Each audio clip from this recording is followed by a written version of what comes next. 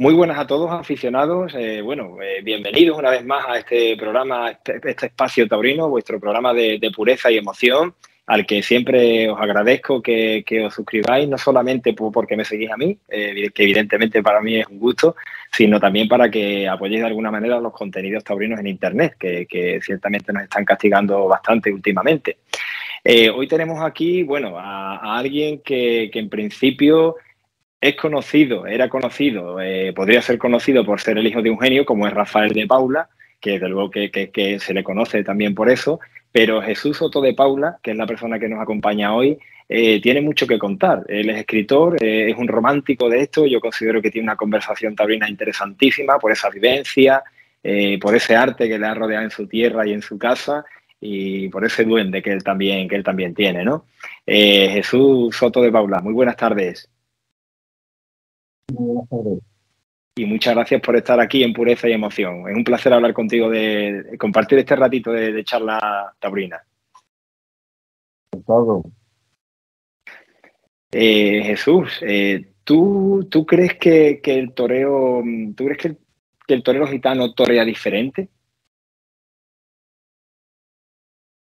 Sí. Claro, aquí lo que hay que tener cuidado es no caer con lo tópico y con lo típico, David, porque ciertamente el toro gitano no es una escuela, sencillamente porque lo que dice el gitano no lo puede enseñar, o sea, no se puede aprender, precisamente. Lo que tiene el gitano, que torea como tal, es algo con lo que nace, eso que decía Lorca, de la cultura de la sangre. Entonces hay un toro gitano que no, por otra parte, eso hay que huir de los tópicos, no todos los gitanos tienen, eso sería una tontería pensarlo, ¿no? De hecho, hay muchos gitanos que para mí no torean nada gitano. Sin embargo, cuando ha nacido y ha conseguido ejecutar un Cagancho, un Curropulla, un Rafael Vega de los Reyes, o un Rafael de Paula, te das cuenta de que existe ese lenguaje de la sangre, ese toreo gitano, que insisto, sin ser escuela, es una forma de nacer y de ejecutar y de expresarse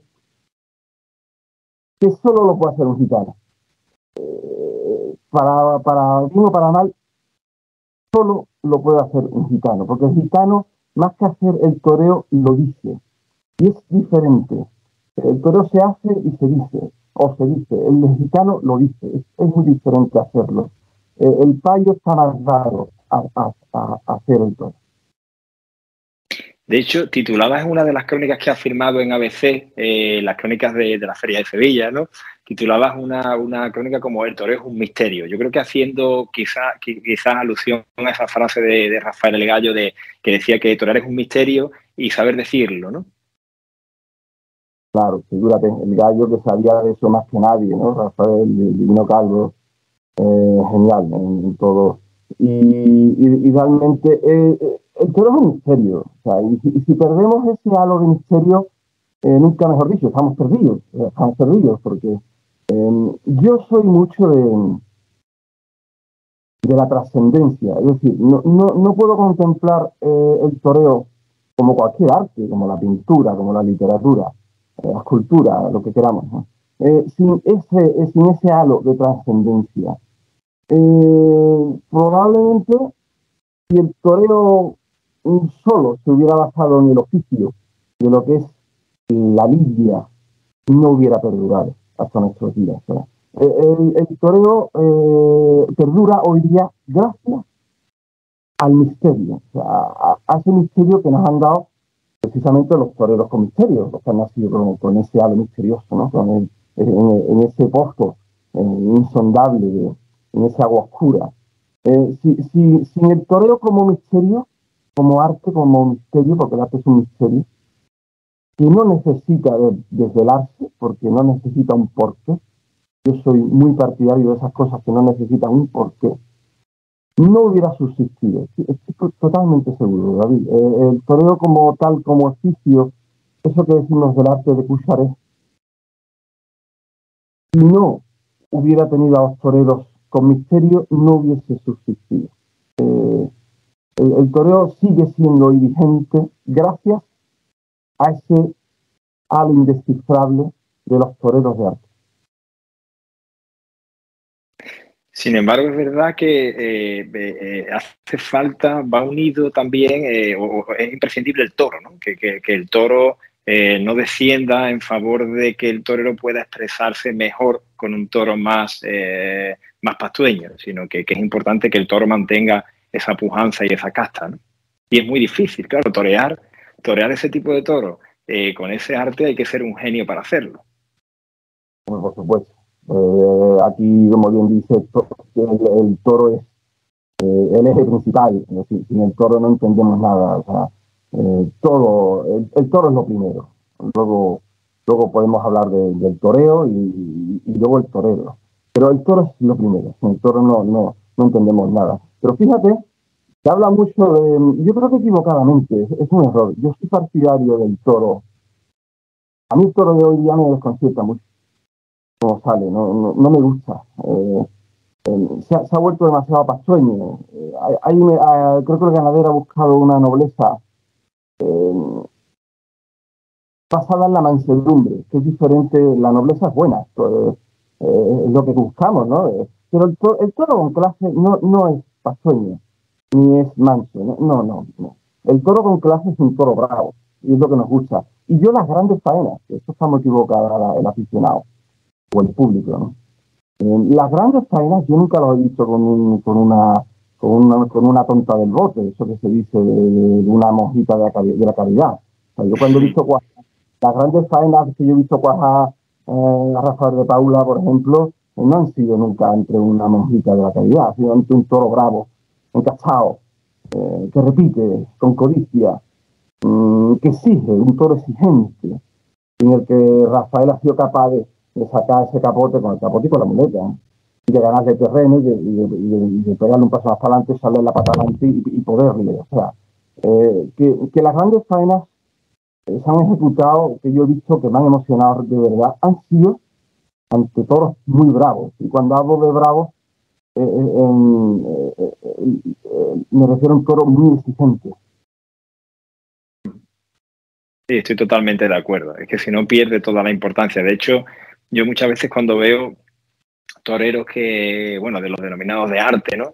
Y los veo con un toro demasiado noble, demasiado apagado, a mí es que realmente me desconecta, porque es que no me dice nada, ¿sabes? Directamente me desconecta. Está la gente en la plaza, si estoy en la plaza o en televisión, ¿no? Viéndolo, y es que mi cabeza directamente desconecta porque aquello deja de interesarme. O sea, es que el toro es crucial. Es crucial. Acabamos de ver una gran faena de Morante de la Puebla en Sevilla esa última tarde y fue ante un toro muy exigente. Era muy complicado, que tenía mucha clase, pero aunque era un gran toro, a mí un toro de salida, pese a lo exigente del toro. Pero porque claro, aguantar ese toro era muy complicado. Pero fue ante un gran toro.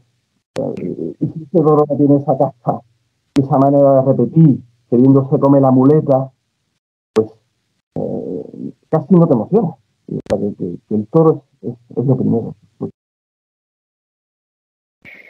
Yo creo que también al respecto de ese misterio, ¿no? De lo clásico, al final en el toreo pueden venir modas, pueden venir ciertas tendencias, pero lo que está claro es que lo clásico no pasa de moda, ¿no? Es eterno. Yo antes tú mencionabas Jesús a Cagancho, por ejemplo, a Curro Puya, y hay unas Verónicas, hay unas fotos que es que te quedas, que de hecho ves una buena Verónica de Rafael de Paula o de Morante de la Puebla y casi la puedes comparar, ¿no? Echando el capote, con la orilla metida en el pecho, o sea, una auténtica obra de arte. Claro, el toreo clásico es lo que fue, es y será. Entonces, eso está aparte de las modas, eso tan terrible que son las modas, ¿no? Eso que se dice hoy se torea mejor que nunca, que cosa era, eso es un idioma de tontos, ¿no? Cuando un torero torea como tú estabas diciendo, como Cagancho, como Curro Puya, es como es el toreo, o sea, está en el sitio de torear, está en el sitio de torear, ¿no? Entonces, cuando se ejecuta de esa manera, con esa verdad, no hay de lo que valga. O sea, yo para mí sigue siendo, además lo he escrito en mis libros, ¿no? Y soy un gran defensor de eso, a ultranza. Cuando Belmonte pegaba una media verónica, para mí sigue siendo actual. Cuando Joselito el Gallo pegaba un kikiriki o una larga cordobesa, sigue siendo actual, sigue siendo un hoy, una hora. Es algo que está vivo, está fresco, precisamente porque creo que cuando se ejecuta el toreo con ese sentimiento, con esa verdad, no importa que sea ayer. Hay un tiempo, que que digamos destiempo, que siempre está a tiempo de ser. Y es porque cuando se ejecuta con esa hondura, con esa profundidad, con ese soplo, como queramos llamarlo, con ese duende, se sale del tiempo.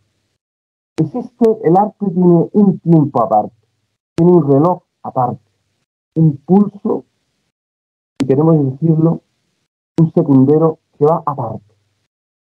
No tiene nada que ver con el tiempo que vemos cotidianamente, con el día a día, ¿no? Por eso es el arte, porque se ha ejecutado fuera del tiempo.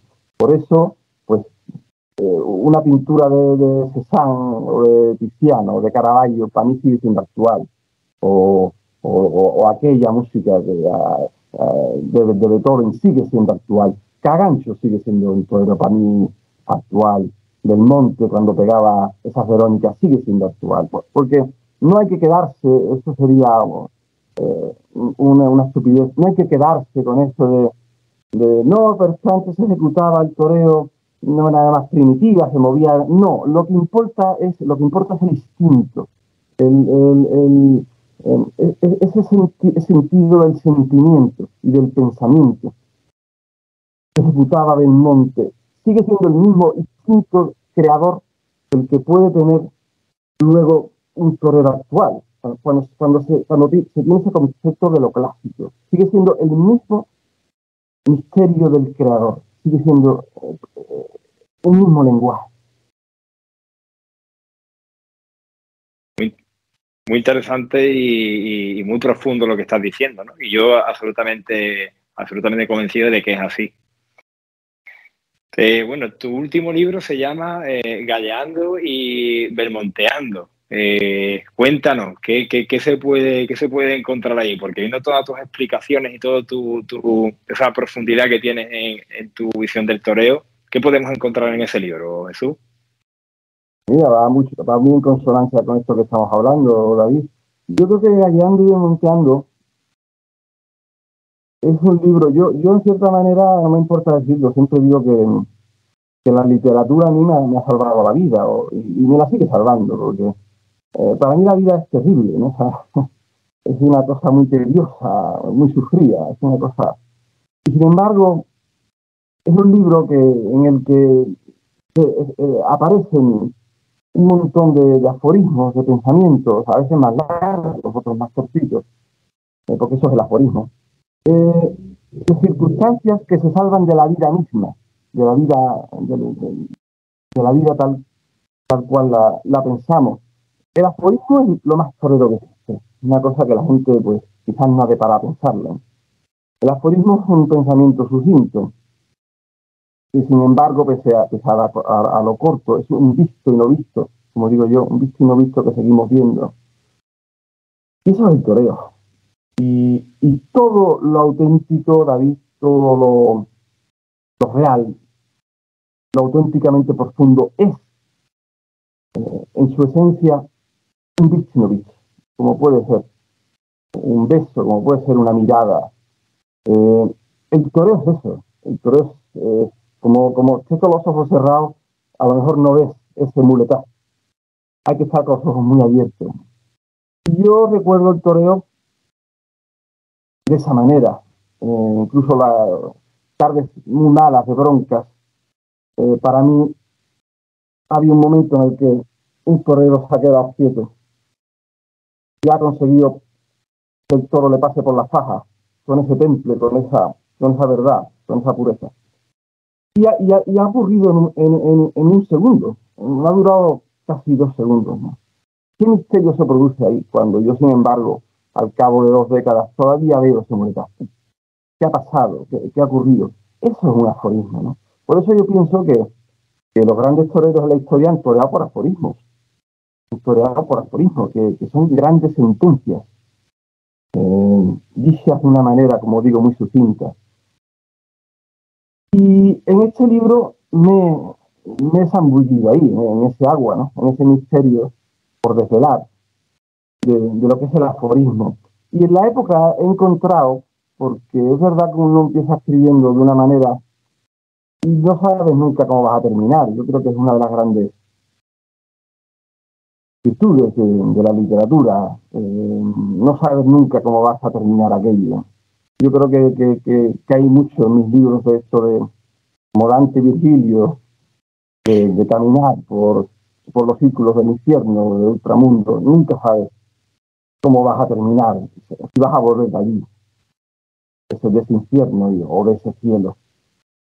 Y terminé entendiendo que precisamente, David, es la época de Joselito y Belmonte, cuando el aforismo está más presente. Con ese toro que salía de 5, de 7, incluso más años, que me decía como un obús, como un diablo, y que fueran capaces estos toreros de poder lidiar a esos toros con esa lidia de aquellos tiempos, con esa lidia portentosa de José. Hay que tener un pensamiento muy claro. Hay que ser un diablo bien entendido, ¿no? Entonces, es ahí donde me recreo, en Joselito, en Belmonte, pero también incluso antes, en la época de Cúsares, de Paquiro, y de ahí un poco llega casi a nuestros días, ¿no? Pero entendiendo que el aforismo es precisamente ese instante que se salva del propio tiempo. Creo que eso los aficionados lo entendemos perfectamente, ¿no? Y cualquiera que haya ido a una plaza de toros. Yo siempre lo digo, y aquí lo he dicho más de una vez, ¿no? Yo hay puertas grandes de Madrid, de algunos toros que tienen que acumulan algunas puertas, y yo, de verdad, Jesús, que no recuerdo ni un muletazo, pero te doy mi palabra, ni uno. Sin embargo, ha venido otro torero y ha pegado una tanda de naturales, ha pegado simplemente un paso y te ha creado algo ahí que no se te olvida jamás.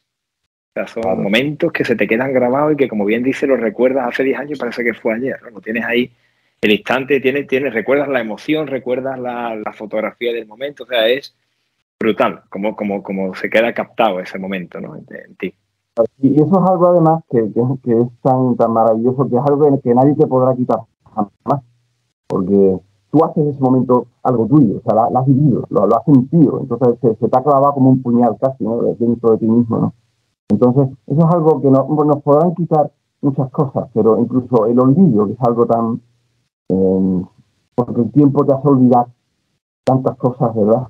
Sin embargo, cuando se produce el arte, eso se te queda. Sí, sin duda. ¿Tú crees que los políticos podrán con esto, Jesús? Pues me temo que a mí me preocupa.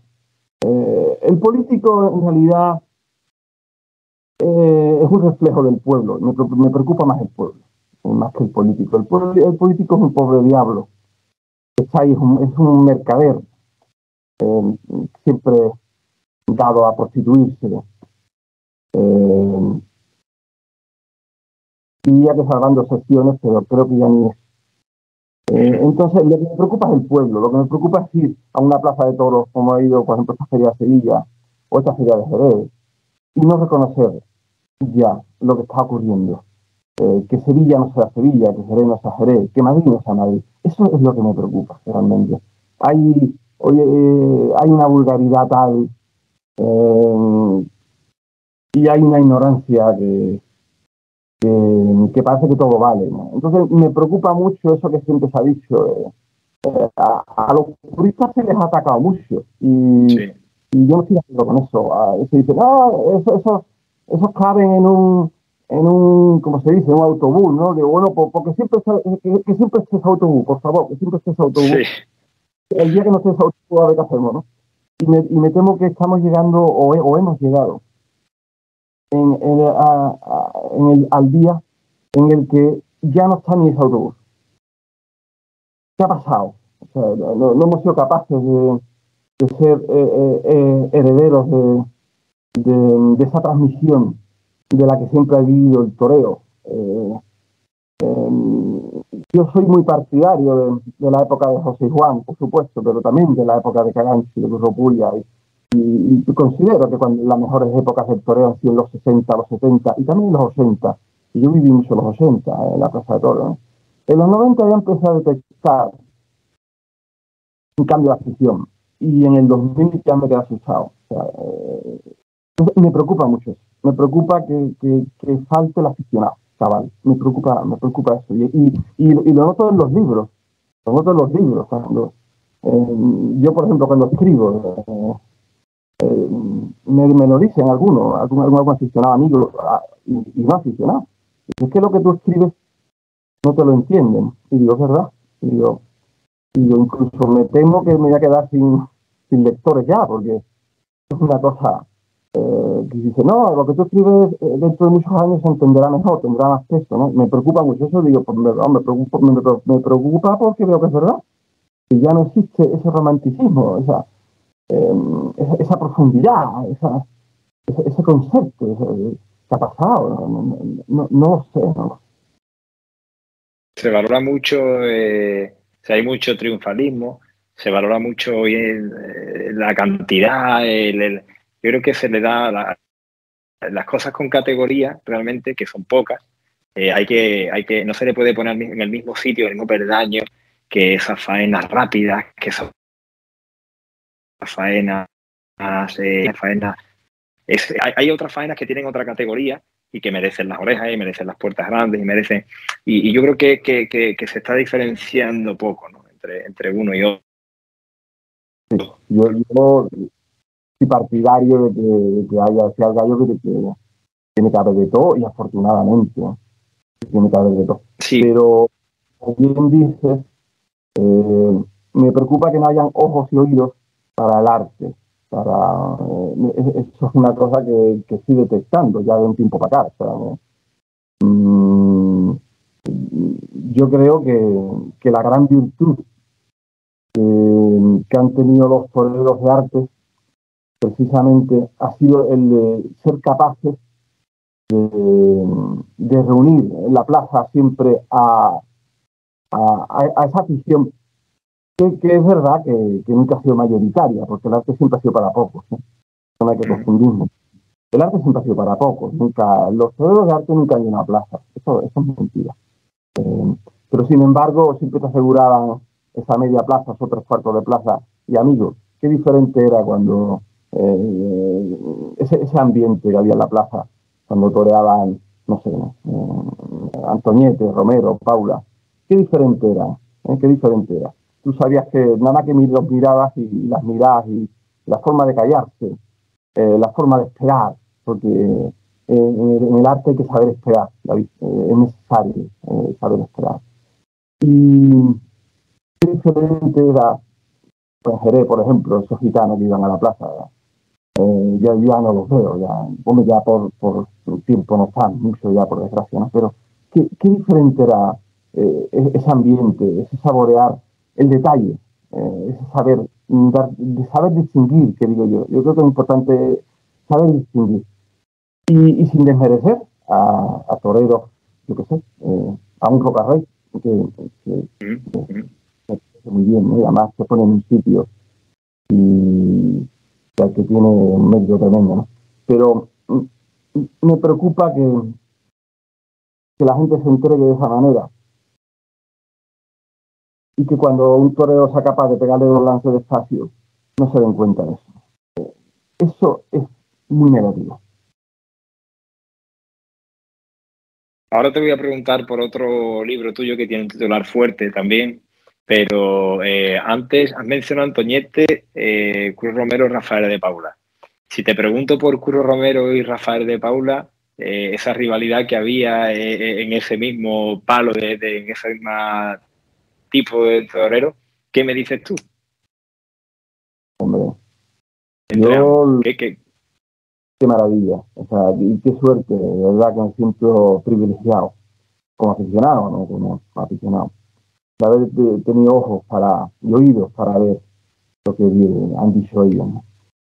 Hemos tenido la suerte maravillosa de que dos toreros de arte hayan coincidido en una época, porque a veces no ocurre eso, ¿no?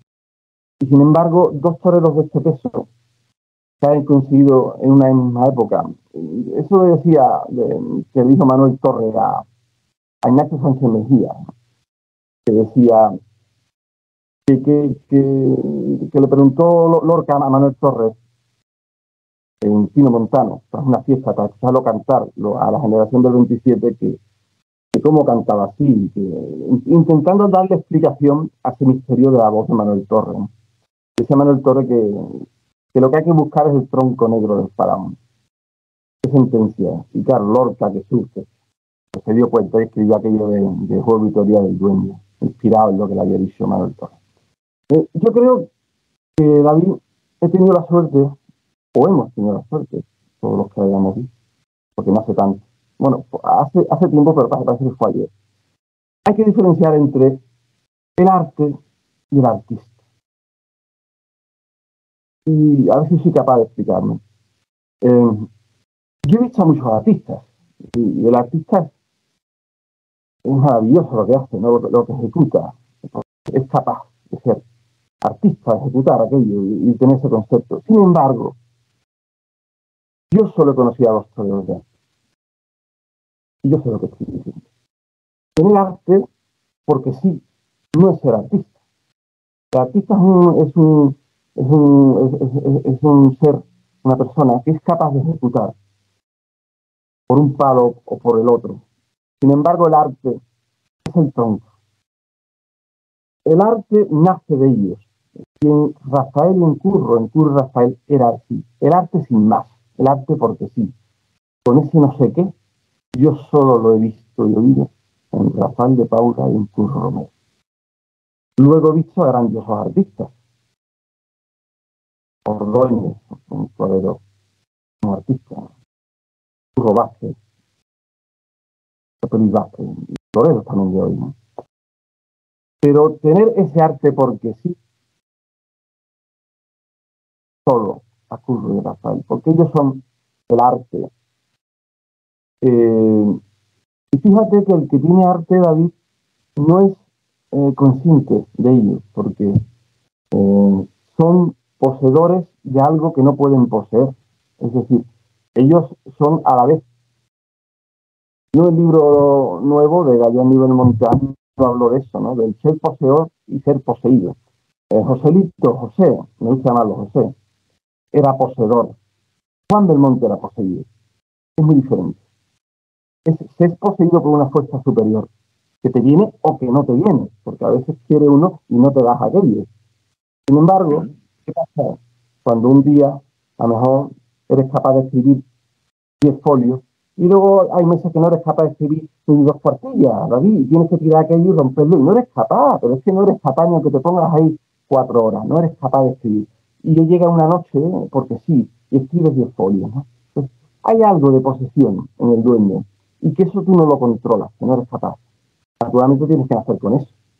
Rafael y Curro han nacido con eso que cuando les ha venido, pues se han sentido poseídos por una fuerza superior y por eso han ejecutado así, han conseguido ser poseedores de una posesión que les ha venido de un más allá, de un más allá. Y el artista, sin embargo, sí es poseedor. Pero esto no quiero que se me tome, David, como un menosprecio o como un ataque, porque el que me interprete de esa manera es que no me está escuchando o no me está sabiendo escuchar. Esto no es, en el arte no manda nadie, afortunadamente, ¿no? El artista es genial, es maravilloso, porque es capaz de ejecutar aquello, domina el oficio, sabe lo que está haciendo, es capaz. Sin embargo, el que es poseído se sabe poseedor de algo, pero no es capaz de poseer aquello, no es capaz de dominarlo. Por eso era tan grandioso cuando ocurría. Tú veías que cuando Rafael estaba en aquel momento, corporando con la muleta, tú veías, sentías en tus tripas, en tus entrañas, en tus huesos, que aquello estaba dotado de un más allá. Y sabías que aquello se podía romper en cualquier momento. Hay una fragilidad. Y esa fragilidad es el espíritu. Porque sin espíritu, desde decía Belmonte, nunca hay que olvidarlo, que el toreo es un ejercicio de espíritu. Esa espiritualidad tú no la puedes dominar. Ellos han tenido. Y eso es diferente al artista. No tiene nada que ver el artista con ser un torero de arte. De ahí que tengas tardes buenas o un toro bueno y un toro muy malo. Porque en ese momento te viene. Por supuesto, Sí. o sea, que tú cuando yo hago aquellas broncas terribles, fatales, por cierto, ya no tenemos ni broncas, ¿sabes? Qué cosa tan triste. Es verdad. Todas para eso de menos, para que mentira, pero. Y claro, tú veías que cuando no podían con aquello, lo mismo lo podía Cagancho, otro torero de arte, ¿no? Que no era capaz de poder con aquello, que estaban, el toro pues no estaba en consonancia, y por eso el gallo tenía que pegar esa fantada, por eso tenía que saltar de esa manera desfavorida, como queramos llamarla, ¿no? Porque precisamente no son poseedores, sino son prisioneros de alguna manera, prisioneros del dueño, ¿no? Entonces, eso es la cárcel más libre que existe, por otro lado, porque por eso yo siempre digo que cuando Rafael de Paula ha toreado, no ha toreado solo, cuando le ha salido ese toro, por supuesto, que metía los hocicos, ¿no? Y que se arrastraba por ahí. No ha toreado solo por ese día, torea por todos los días de bronca que tenía, y que eso se clava dentro, y lo lleva dentro uno como una cruz. Sin embargo, cuando salía ese toro, ¿qué ocurría ahí? Cuando se olvidaba del cuerpo, decía, ahora sí, ya, ahora sí, y si quieres, rómpeme en 20 pedazos, pero yo la pata te la echo para adelante. Con el capótico la muleta. Y eso acaba con todo, porque el arte tiene una fuerza, David, el arte tiene una fuerza maravillosa. Totalmente de acuerdo. Totalmente de acuerdo. ¿Tú crees que los genios son raros? Bueno, por supuesto. Y no solo eso. Me decías, te hago una pregunta porque me decías que se queda clavado, y es verdad, ¿no? Y antes también me hacías alusión a ti mismo, ¿no? De que hay veces que, bueno, que cuando escribes es como un refugio y como... Entonces yo creo que los genios tienen ahí un halo de ciertas particularidades o rareza o como queramos llamarle, ¿no? Pero es cierto que hay algo ahí también diferente. Bueno, por supuesto. O sea, uno cuando ves una pintura de Van Gogh, te das cuenta de que eso no es normal. Y fíjate que nos gusta que sea así, o sea, que haya ese más allá. El genio es un gran atormentado, porque es un gran incomprendido. O sea, ningún genio, y contra más genial seas, más incomprendido eres en tu época. No estamos preparados para el arte, para esa genialidad que te viene, que tiene la fuerza de un huracán, ¿no? O sea, no estamos preparados para tanta genialidad. Y es el tiempo el que te va poniendo en tu sitio. El tiempo sí te lo dice. Pero qué triste, qué desgracia tan grande no tener esa sensibilidad para ser capaz de ver y oír aquello, ¿no? El genio es un gran atormentado, un gran sufridor, precisamente porque se sabe incomprendido. Y eso es terrible, David. O sea, vivir con eso es muy malo. Vivir con eso es muy malo. Porque sabes que lo que haces no te lo van a valorar y que bueno, y que te vas a morir con eso. Te vas a morir con esa pena. Esa pena no te la quita nadie. Y un genio es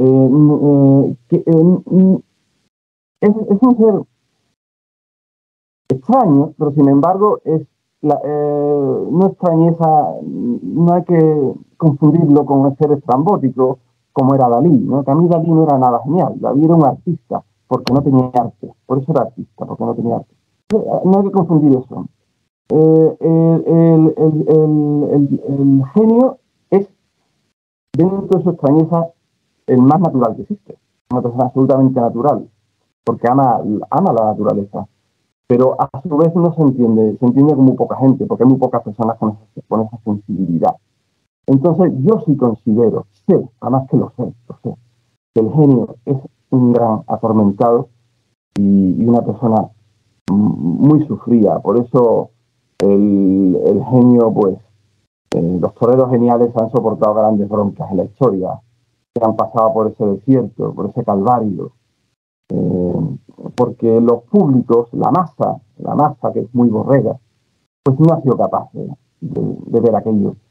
Se han salvado por una minoría, eso sí, una minoría romántica, sensible, que sí ha sido capaz de verlo, ¿no? Pero el genio no puede ser normal, ¿no? O sea, eso, porque lo que hacen no es normal.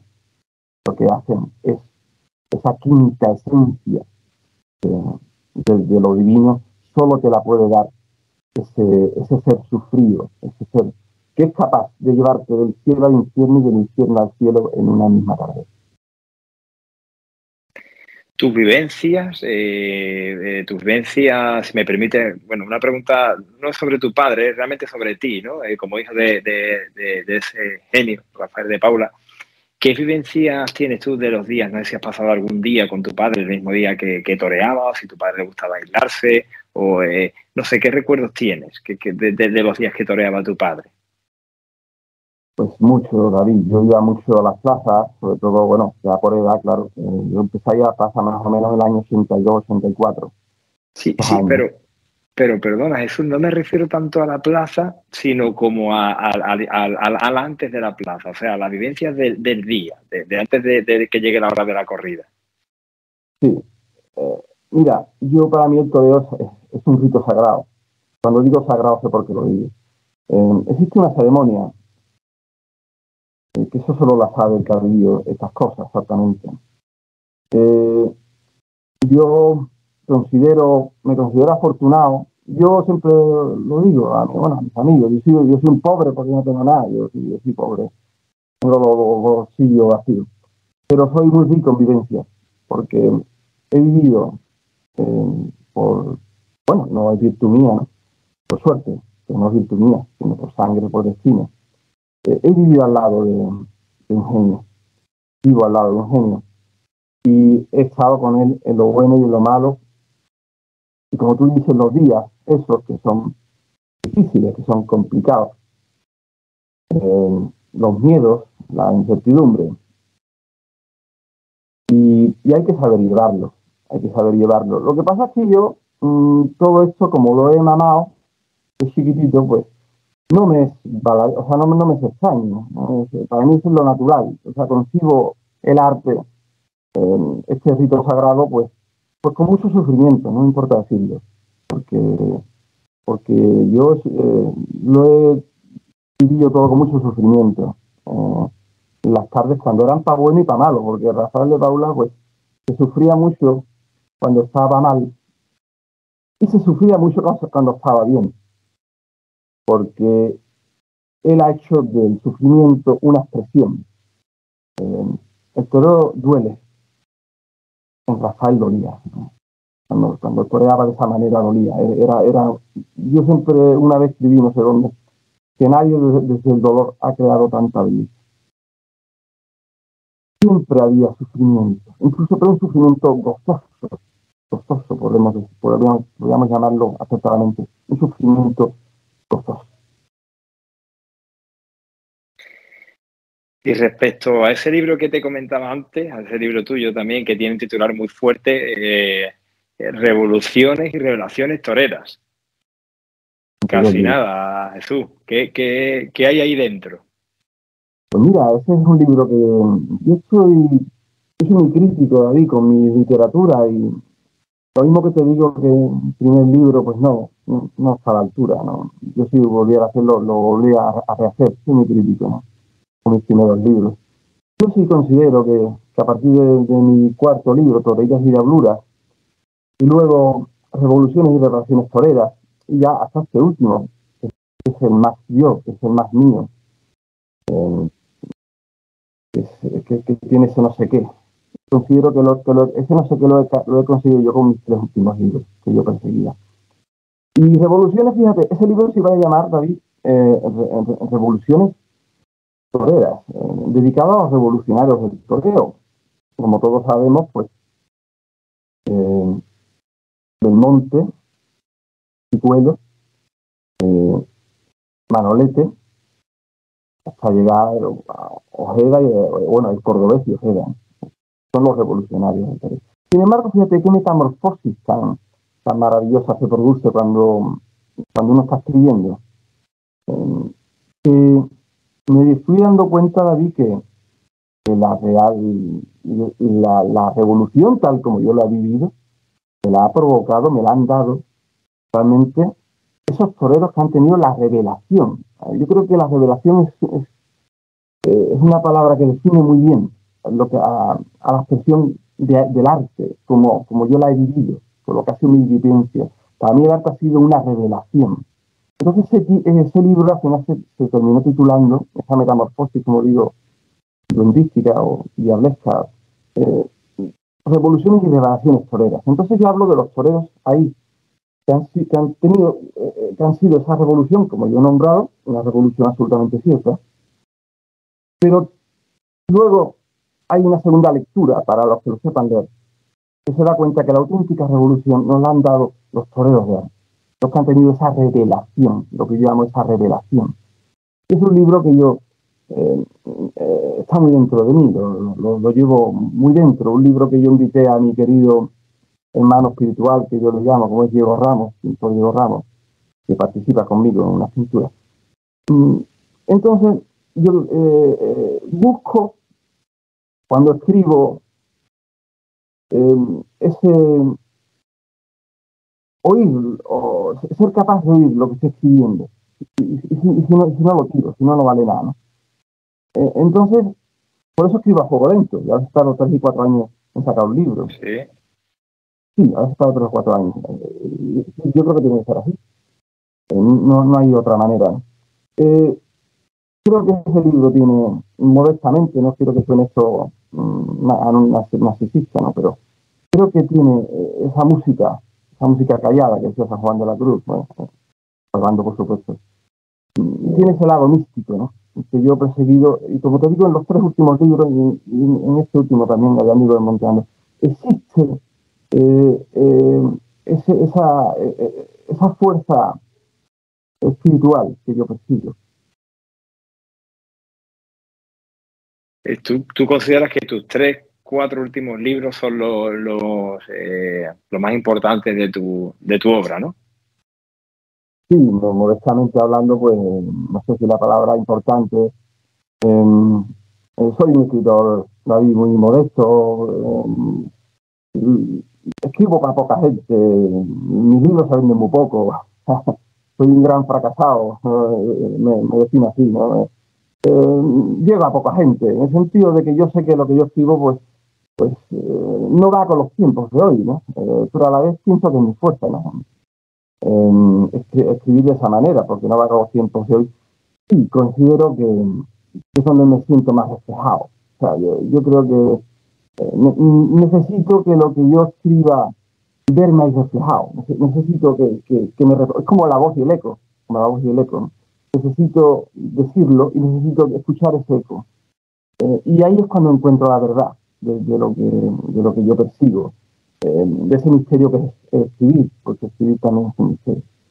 Y yo considero que sí, que sobre todo los 3 últimos, Torellas y Diabluras, Revoluciones y Relaciones Toreras y este Gallando y Belmonteando, que es un libro de aforismos, pero son los que mejor se escuchan para los que tengan oídos, para los que sean capaces de oír eso. Misterio. Pues Jesús, yo creo que el que escuche, el que vea esta entrevista, se subirá al carro de los que te leen, porque creo que tienes mucho que decir. Creo que como ya he repetido en varias ocasiones durante la entrevista, que hay una profundidad ahí importante, en tu forma en tu concepto del toreo, en tu conocimiento, en tu percepción, ¿no? de todo. Así que yo creo que se subirán al carro, seguro. Muchas gracias por estar aquí en Pureza y Emoción, y te mando un fortísimo abrazo. Gracias, David, y a seguir en esta lucha que merece la pena. Es necesario que haya románticos, que no se pierda esto, ¿no? Sí que es verdad. Tiene que haberlo, sí. Gracias, Jesús. Un abrazo. Ahora.